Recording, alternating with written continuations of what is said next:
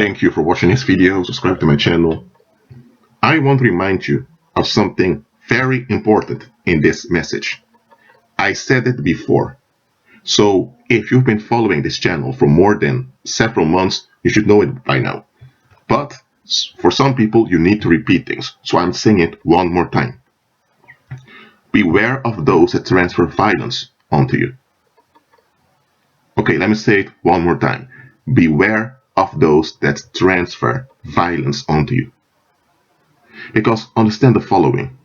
When someone carries contention with him or her and they don't want to face it, but they project the blame and the frustration onto someone else, what are they doing? They are associating their happiness with you.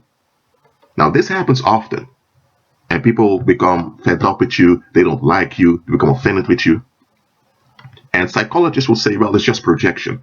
Well, listen what I'm saying, a projection is a natural thing.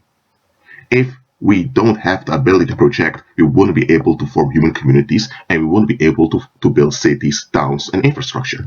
So projection in itself, there's nothing wrong with it. Of course, there are people that use it in the wrong way. Narcissists do, but I'm not talking about projection here. I'm going further. I'm looking beyond negative projection. What's really happening is that that individual is transferring violence onto you.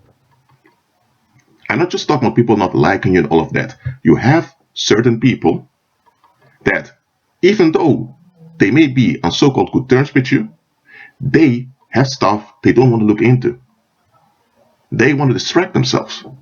So what happens now, they're shifting the focus from where it needs to be and they put it on you. But by doing this, they are putting you in danger. Let me tell you why. Because when people put you in the spotlight, but not with the right motives, what's going on? Negative attention will be drawn to you. And what happens when negative attention has been drawn to you? Violence will follow. So the people that put you in the spotlight, but not with the right motive, they are drawing violent energies and they're putting it on you.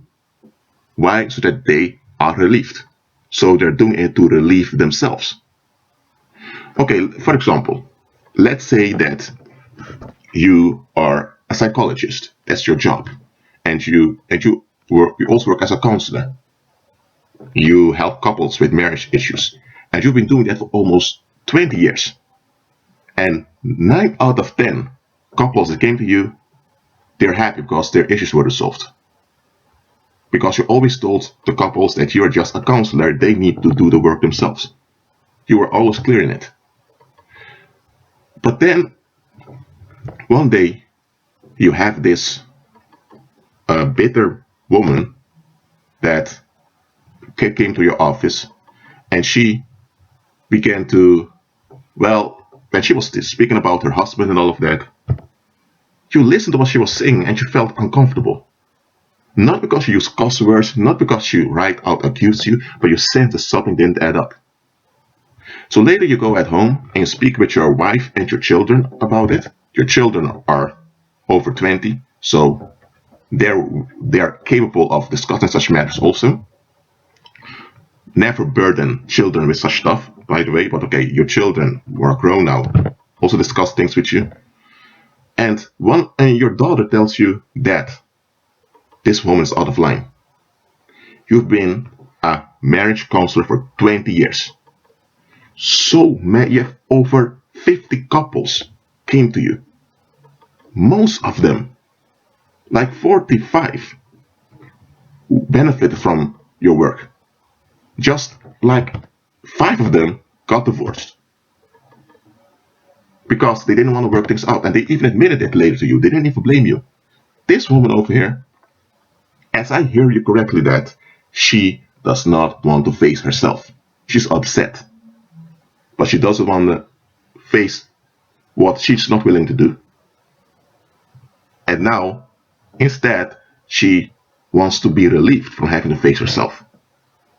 But the marriage is still crumbling. The people are still talking. So now what's going on? She now goes to a marriage counselor to get help, And this gives others the appearance that she wants to work things out.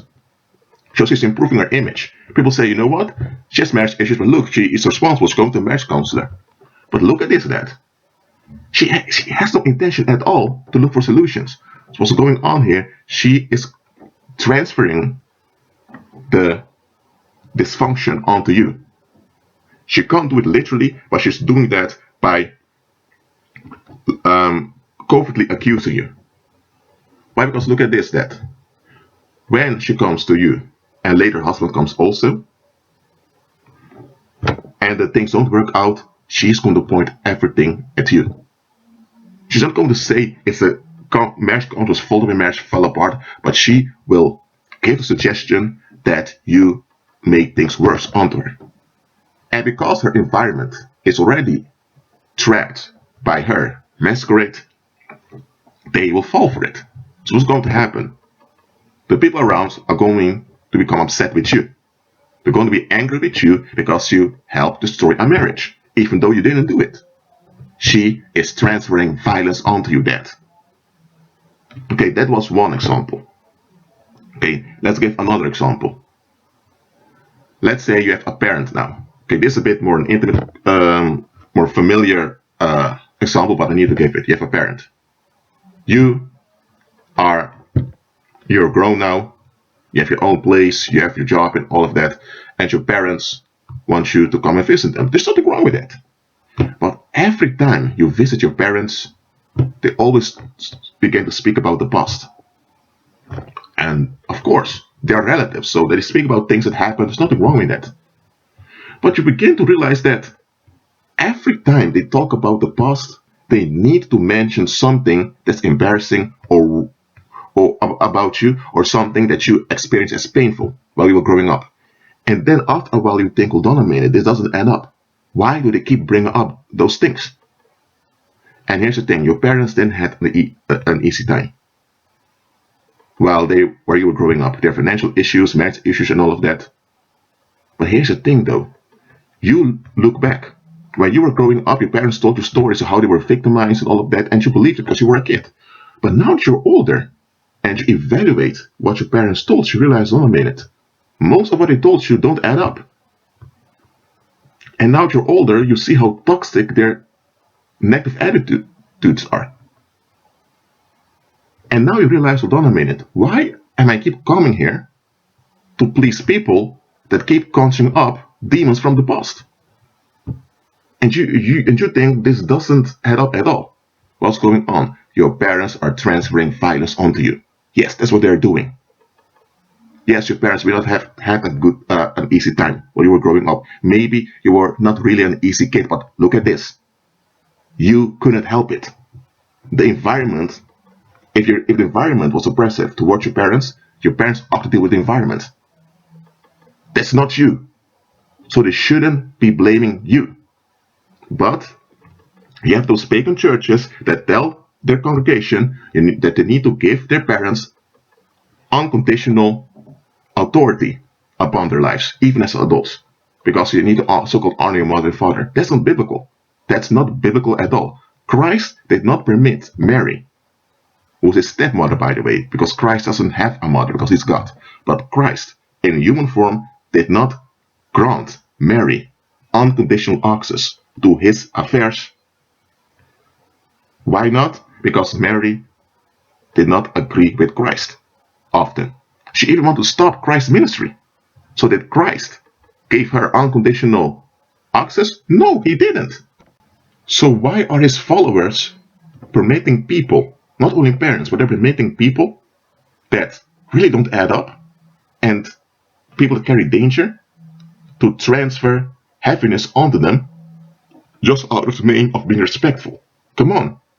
That goes way too far. But that is what a lot of people do in the world, not only in church. Look, I'm not saying that you should not be loving towards your parents or towards other people. You should. But you can't walk in love with everyone. I mentioned before, you can't walk in love with everyone.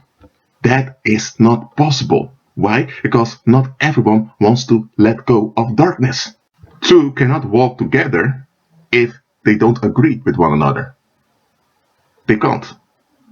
Now this comes from, I believe, the book of Amos from the Old Testament. But look at it in practice.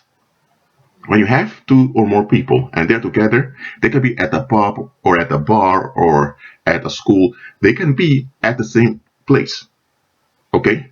They can even chat with one another in the same place. But to walk with one another, to work together, there needs to be a common goal. Everyone needs to be on the same page to reach the destination they're aiming for. That's how it works on the workplace. That's how it works in marriage. That's how it works in any type of cooperation. You can't have a collective of people, that means two or more, walking together if they don't have a common agreement. So if you are walking by faith and you walk in love towards everyone, but they are operating in relief seeking, guess what? You have friction here. They are in darkness, they're holding on. And holding on causes tension. So they're operating in tension while you are operating in freedom. What's going to happen? Them walking in tension is going to contaminate the climate around you. So they're going to bind you. So you can't walk with everyone. You really can't. Here's another thing. Not everyone that transfers violence onto you is doing it on purpose. Transferring violence onto someone that does not agree with the common agreements, it is how the world operates. So a lot of folks do it unconsciously, but nevertheless they are doing it. It can be that you didn't have a job for almost a year. And people begin to ask, why don't you go work? Why do people keep asking questions? What's going on here? You were told by your physician to take it easy. Even your former employer told you to take it easy, you need to recover. You had a hard time. So a few people look at reality and tell you, take it easy. Even the government told you, take it easy. You'll get welfare and will help you get a job very soon. But those other people who don't know about this, they don't even want to know what's going on. They're so into relief seeking, they want to feel good about themselves, so they need to associate bad motives with you concerning why you don't work. So anytime they're with you, they keep mentioning how other people are working or how good, how they contribute to society. What are they saying to you indirectly? They want you to feel bad about your situation so that they are at ease. Because according to their programming, you are exploiting society. You're not mature. You're not a grown man or grown woman. You're not taking responsibility for your life. But here's the thing, you're at ease and they can't stand that. So they transfer unrest onto you so they are at ease. Even if they later know what the real reason is, why you're not employed now, and if it's a good reason, they're still holding on to their self-validation of them complying with society. So they will always find some excuse for how they treated you. They will tell you, well, we were just concerned with you. We didn't really mean it. Look, I'm not saying that there are times people say things that may upset you and they didn't intend it. Okay, if that happens, and then you need to look at yourself. Why did you become upset? You need to evaluate yourself also. But listen to what I'm saying here. There are times people are just transferring violence onto you. They do. And I want you to be alert of it. When you notice it happening, if you have the ability to stand up, walk away, do that. Do it in a polite manner so they later can't find some reason to, so-called reason, to blame you. Be wise as a serpent. If you have the ability to walk away, walk away. They're transferring violence onto you. They're inviting and conjuring demons to attach themselves to you. That is what they're doing. They're practicing witchcraft. Well, that's it for now. Agree with Christ and be at peace.